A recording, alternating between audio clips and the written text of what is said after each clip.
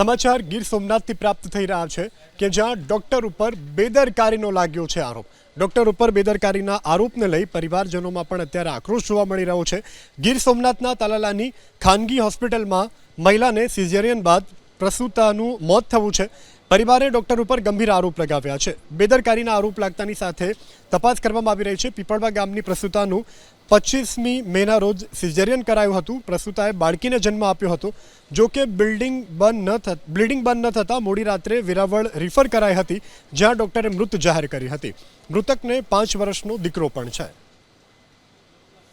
સમાચાર ગીર સોમનાથથી પ્રાપ્ત થઈ રહ્યા છે કે જ્યાં ડોક્ટર ઉપર બેદરકારીનો લાગ્યો છે આરોપ। ડોક્ટર ઉપર બેદરકારીના આરોપને લઈ પરિવારજનોમાં પણ અત્યારે આક્રોશ જોવા મળી રહ્યો છે।